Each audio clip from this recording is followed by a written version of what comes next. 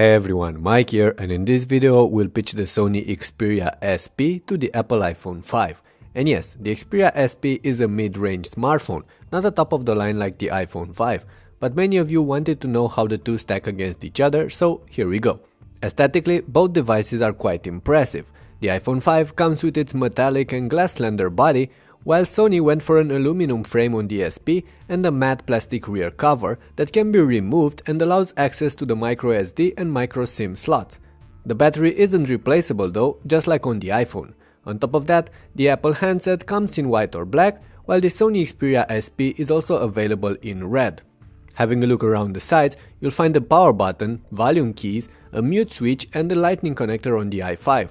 On the SP, you get all the buttons on the right edge with a volume rocker, a power button and a dedicated shutter key, plus a micro USB slot on the left and that micro SD card reader inside that's missing from the iPhone. On the back you'll find the main shooters on these two phones, plus the speaker on the XP, while the speakers on the Apple device are placed on its lower edge. All in all, both devices are sturdy and beautiful. The iPhone 5 feels more premium, but the SP is not bad at all either. Both phones sit well in hand and are quite comfortable to use, but since the Xperia is larger, you'll need more complex hand gymnastics to cover its entire 4.6-inch screen.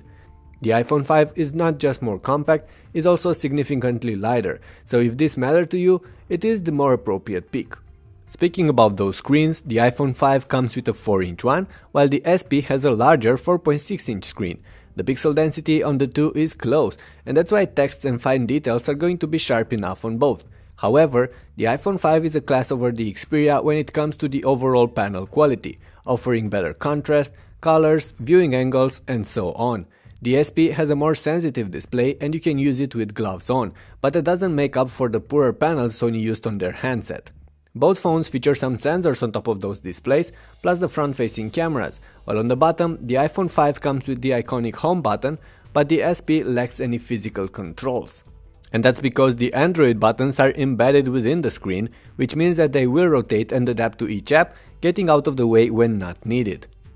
At the bottom of the SP, you will also find a strip of transparent plastic, and this is one of the coolest things this phone has to offer design-wise.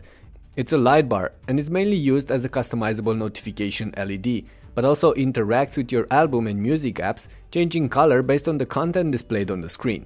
The iPhone is running iOS 6 and the Xperia SP Android Jelly Bean 4.1.2, but we're not going to talk much about those here. Long story short, the i5 is blistering fast and offers a great selection of third-party apps in the App Store, plus a massive collection of content with iTunes.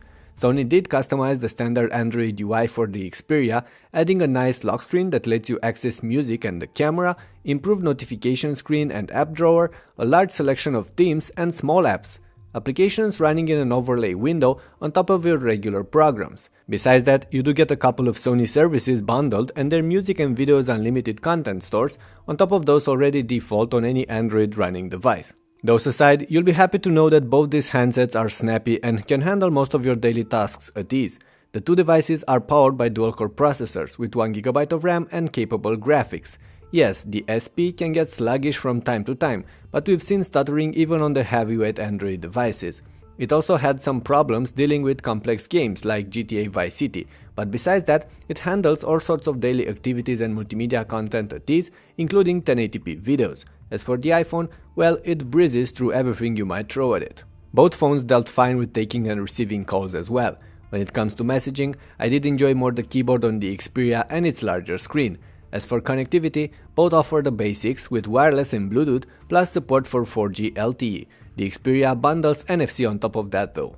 The main cameras are do or die on a modern smartphone. In this case, both devices feature 8-megapixel shooters with flash. The Xperia even bundles a newer sensor, Sony's Exmor RS. But while things look great on paper for the SP, in practice the iPhone 5 outmatches its rival in most situations, whether we're talking about taking stills or videos in fair and poor light. The Xperia SP tends to overprocess the content, which leads to washed out results, with a loss in details. The images are not all that bad, but the iPhone is still superior.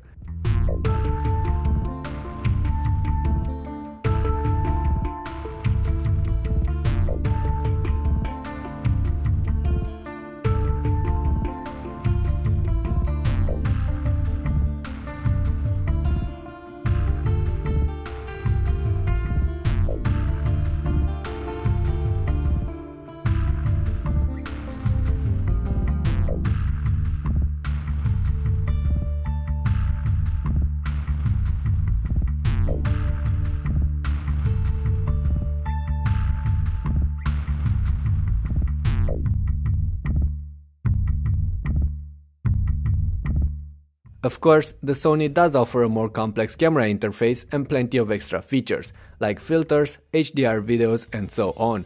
The iPhone's interface is extremely basic, but for me that doesn't matter much, the results do. Also, the Xperia features a dedicated shutter button, and on the iPhone you can use the volume down key for the exact same thing. Alright, all those being said, the Sony Xperia SP is not really a match for the iPhone 5, but it's not far either. Except for the screen and camera, there's nothing major to complain about it. Even the battery life is very good, as the Xperia SP will last for around 2 days on average use, which is longer than I'm getting from the iPhone 5. And then there's the price. The SP sells for about half the price of the iPhone 5, and that might prove to be a decisive point. So in the end, if you want a good smartphone with a fair price, the Sony Xperia SP is definitely worth your attention. The iPhone 5 plays in a higher class, and if you want to see how it compares to Sony's flagship, the Xperia Z, you can find a link towards that video in the description below. Those being said, it's time to end this video. Thank you for watching, and I do hope you enjoyed it. Hit that thumbs up button, subscribe for my future updates, and if you have anything to ask or add to this video, leave your comments below. I'll see you soon.